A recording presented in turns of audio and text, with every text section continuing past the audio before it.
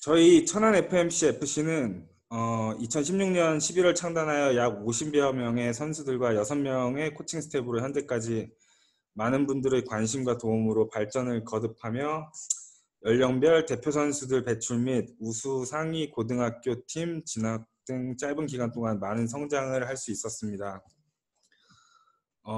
모든 지도자 선생님들, 특히 유소년 레벨의 지도자분들의 공통된 철학이겠지만 아이들의 현재가 아닌 미래의 성장을 예측하고 발전시킬 수 있는 방향과 기회를 통해 훌륭한 선수뿐 아니라 훌륭한 인격체로서의 사람으로 성장할 수 있도록 지도하는 것이 저희 팀의 지도 철학입니다.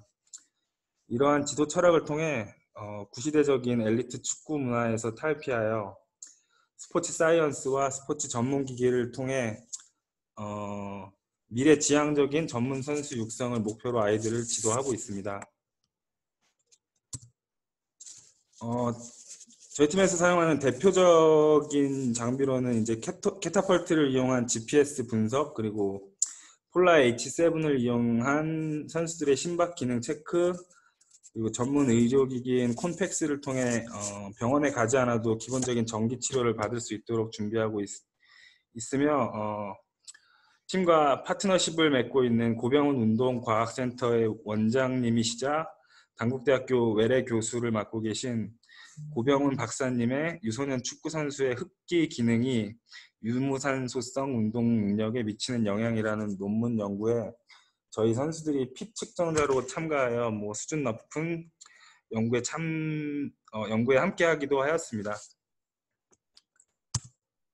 또한 현재 대한축구협회 전임 피지컬 코치를 맡고 계신 박성준 피지컬 코치님께서도 저희 팀에 방문해서 기존에 저희가 알고 해왔던 요요 테스트가 아닌 MAS 테스트라는 테스트를 해주시기도 하였는데요.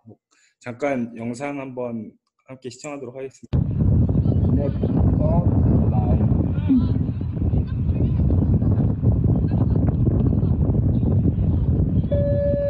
Running speed 30.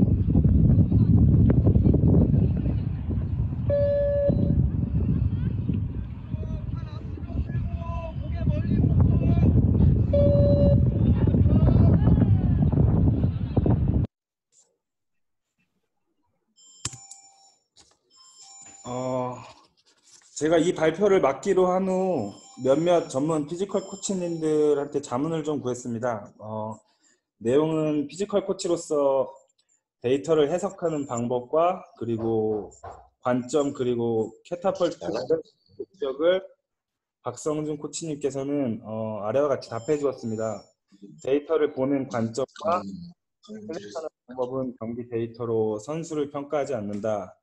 경기 데이터는 전술적 분석과 함께 통합적으로 분석 후에 평가가 가능하다. 그리고 캐타펄트의 사용 목적은 객관적인 데이터를 수집하여 선수의 부상을 줄인다라고 조언해 주셨습니다.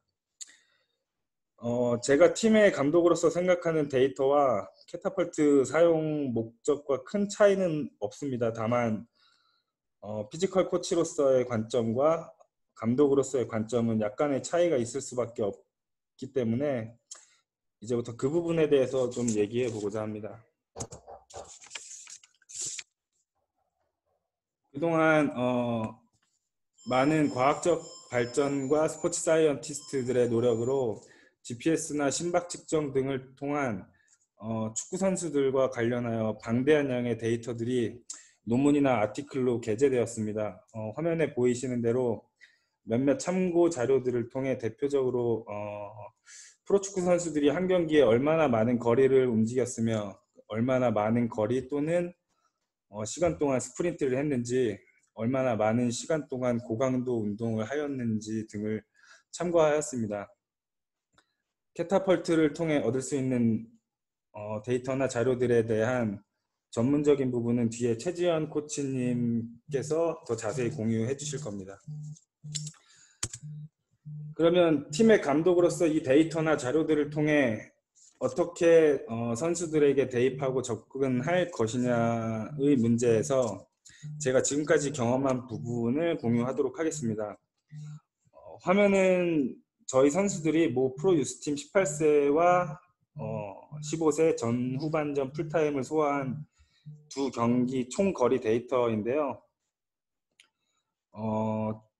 중학생 선수들이 한 경기 풀타임을 40분씩 전후반 80분임을 감안하면 교체 선수들을 제외한 몇몇 선수들은 논문에 EPL 프로 선수들의 포지션별 데이터와 큰 차이가 없음을 확인할 수 있었습니다.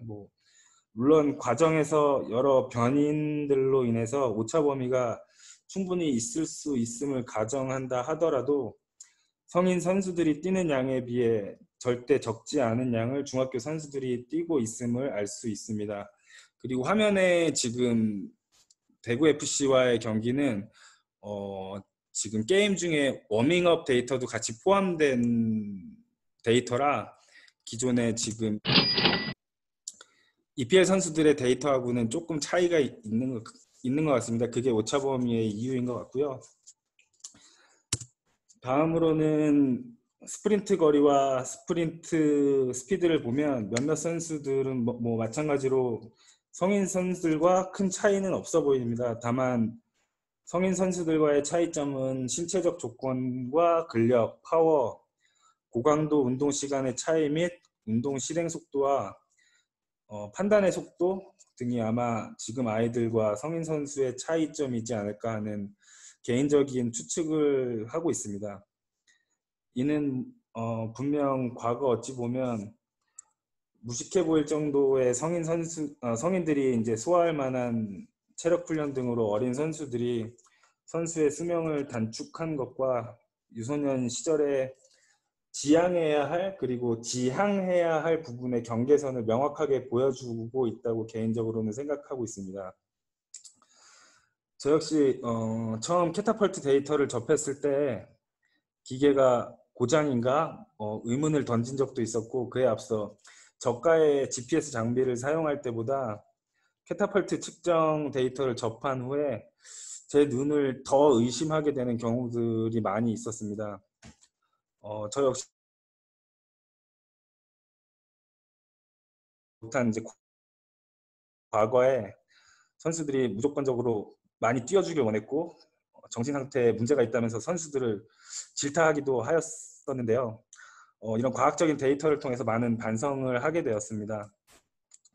그리고 스스로에게 던진 질문은 이 체력적인 요소의 어떤 과거의 어떤 과도한 훈련 방법에서 떠나서 어떻게 하면 더 효율적으로 더 좋은 경기를 할 수 있을까였고, 이를 통해서 기본적인 전술적 요소, 선수들의 기본 능력 향상을 위한 빌드업, 경기 중 리커버리를 통한 체력 및 평정심 회복 등을 통한 가장 평범하면서도 그 연령대에 가장 배워야 할 그리고 잘 성장할 수 있는 방법을 찾아 선수들에게 전달하려고 노력하고 있습니다. 여기에 지금 저희 아이들 데이터하고 선수들의 데이터인데요. 아까 황상윤 코치님께서 설명을 조금 해주셨는데 EPL 선수들의 저 논문 데이터가 조금 적은 수치로 나왔다고 얘기를 좀 해주셨습니다. 다음은 모두들 아시겠지만 기본적으로 감독은 감독으로서 경기적인 부분에서 선수들의 전술적, 기술적, 신체적, 정신적 요소를 파악하고 분석하여 선수 선발 및 스쿼드를 유지하고 발전시켜 나갑니다. 조금 더 디테일하게 경기적인 부분을 들어가자면 볼을 가진 상황과 볼을 가지지 않은 상황, 그리고 공격에서 수비로 전환되는 상황, 수비에서 공격으로 전환되는 상황, 이 부분은 모든 지도자는 다 생각하고 있으리라고 생각합니다. 그리고 또한 최근에는 매니저란 명칭으로 다양한 역할까지 필요로 하는 만큼 경영자, 마케터, 에이전시 등 다양한 능력을 필요로 하기도 하는데요. 캐타펄트와 같은 과학적인 데이터를 통해 어떻게 팀을 운영하고 관리해 나가느냐의 질문에 대부분의 피지컬 코치님들은 아마 피지컬적인 관점에서 접근을 하리라고 생각이 됩니다. 당연히 이 영역은 피지컬 코치님들의 전문 영역이기 때문에 피지컬적으로 다뤄져야 한다는 데는 이견이 없습니다만, 반대로 감독으로서의 입장은 피지컬 코치님들이 얻어낸 데이터들을 분석해서 피지컬 코치님들의 의견을 최대한 수렴하여 어떻게 하면 부상을 최소화할 수 있는지, 가장 효율적인 스쿼드 관리를 할 수 있을지, 또는 어떤 선수가 이번 경기에 투입되어야 하는지에 대한 부분을 코칭 스태프과 정보 공유와 뭐 회의 등을 통해서 이제 결정하게 됩니다. 이 같은 이유로 이제 피지컬 코치님들과 감독인 저와의 관계는 단순하게 이제 상하 수직 관계가 아닌 서로의 조력자가 되어야 한다고 개인적으로는 생각하고 있습니다. 그래서 팀에서도 그렇게 하려고 노력을 하고 있고요. 다음은 저희가 이제 중등팀으로서 보통 춘계대회, 추계대회, 뭐 이렇게 토너먼트 대회를 앞두고 3주간의 체력적인 요소하고 수비적인 전술, 공격 전술을 최종 마무리하는 과정으로 3주간의 어떤 주기화를 제가 개인적으로 만들어 본 샘플이고요. 뭐 당연히 이 과정에서도 캐타펄트와 심박 측정 데이터를 이용해서 훈련 강도 체크를 통해 토너먼트 경기에 초점을 맞춰 준비를 해오고 있습니다. 뭐 당연히 선수들의 컨디션 체크나 영양 섭취, 부상 예방, 심리적인 안정적인 부분하고 영양 섭취까지는 사실 중등 레벨에서는 힘든 건 사실인데, 지금 자리에 함께 하신 그 영국에서 버밍엄에서 유학하고 오신 최성환 선생님이 팀에 합류하셔가지고 이런 부분을 작년 추계대회 때 굉장히 많이 신경을 써 주셨습니다. 그래서 대회 결과는 사실 안 좋았으나 뭐 준비 측면에서는 잘 준비했다고는 생각이 듭니다. 이제 정리를 해보자면, 감독으로서 캐타펄트를 이용한 목적과 방법으로는 첫 번째는 당연히 앞서 그 박성준 코치님께서 이야기 부상 방지가 첫 번째이고요. 선수들의 운동량, 내적 외적 트레이닝 로드를 통해서 선수들이 무리한 훈련 과정에서 입을 부상을 최소화하여 장기간 부상으로 인해 시간적, 물리적, 정신적 손해를 최소화하는 것이 당연히 첫 번째 목표입니다. 그리고 다음으로는 선수들의 동기부여를 위해 이런 어떤 데이터 분석과 아이들하고 어떤 토론 뭐 이런 것들이 반드시 필요하다고 생각되는데, 과거에 이런 과학적 측정이 없던 시절 지도자들은 선수를 이제 본인의 시각적 판단에만 의존하여 지시하고 질타하고 모든 지도자 선생님들이 그러신 건 아니겠지만 선수들의 멘탈 강화를 핑계로 한 폭언과 폭행 등으로 선수들을 지배해 왔던 것이 사실입니다. 이제 시대가 변하여 선수들의 동기부여를 위해 여러 가지 방법들이 이용되고 있는데요. 화면처럼 캐타펄트를 통해 선수들끼리의 비교 분석으로 선의의 경쟁을 유도해서 동기부여하기도 합니다. 또는 자리에 지금 함께 하고 계신지 모르겠는데 신청해 주셨던 그 인도네시아 대표팀 피지컬 코치님이신 이재용 코치님처럼 선수들하고 이렇게 남다른 어떤 관계로 서로를 자극한 남자다운 파이팅을 외치면서 동기부여하는 분들도 많이 계시고요. 저는 개인적으로 감독으로서 이 동기부여 부분이 가장 어려운 부분 중에 하나이고요. 항상 데이터를 통해 동기부여하는 방법은 저에게 아주 좋은 방법이 되기도 합니다. 또한 유소년 지도자로서 선수 부모님들과의 상담에도 좋은 자료가 되기도 하고요.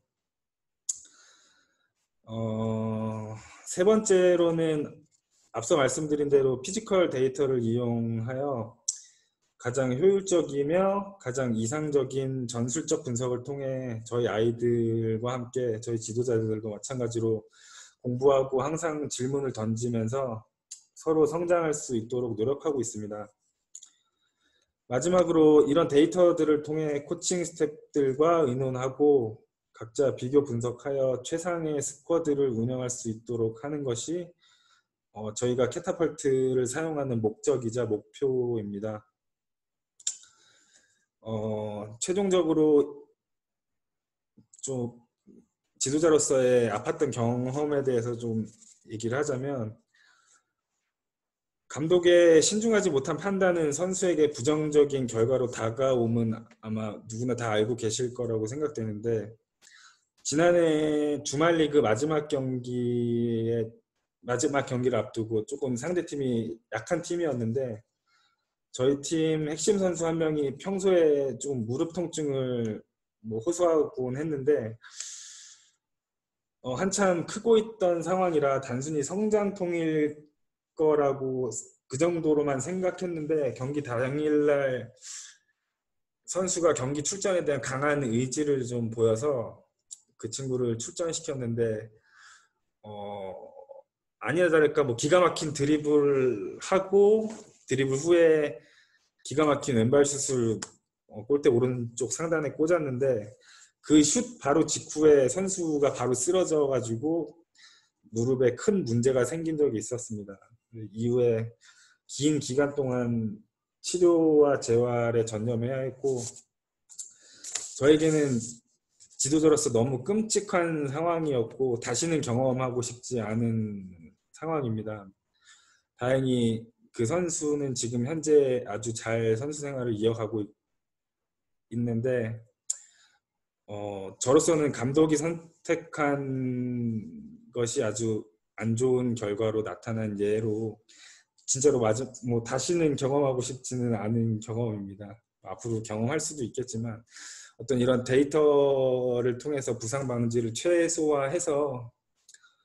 최소화해서 그런 일이 다시는 벌어지지 않았으면 좋겠습니다. 그리고 추가적으로 일반 병원에서의 과잉 진료하고 어린 선수들의 내적 트레이닝 로드의 문제점 등에서 좀 더 많은 이야기를 하고 싶었는데, 주어진 시간이 길지 않아서 다음에 기회가 되면 그 자리에서 나머지 얘기를 할 수 있었으면 좋겠고요. 정말 마지막으로 지금 현 대한축구협회 강사 활동을 하고 계신 지도자 강사님께서 한번 이런 말씀을 하신 적이 있었어요. 저희가 피지컬적인 부분에서 아마 한국에 도입된 게 지금 10년이 조금 넘었다고 알고 있는데, 그 부분에 대해서 이제 어떤 연령별 유소년에 대한 데이터를 과연 축구협회나 어떤 그런 단체에서 준비를 하고 있는지, 제가 알기로는 개인적으로 몇몇 피지컬 코치님께서 개인적으로 데이터를 수집하고 있는 걸로 알고 있는데, 이 부분이 조금 더 체계적으로 바뀌어 나가야 한다고 생각을 하고, 그 부분에 대한 문제점을 조언해 주셨는데, 이 부분에 대해서는 지금 말씀드린 박성준 피지컬 코치님이나 이정우 피지컬 코치님이나 많은 전문 피지컬 코치님들이 준비하고 계신 걸로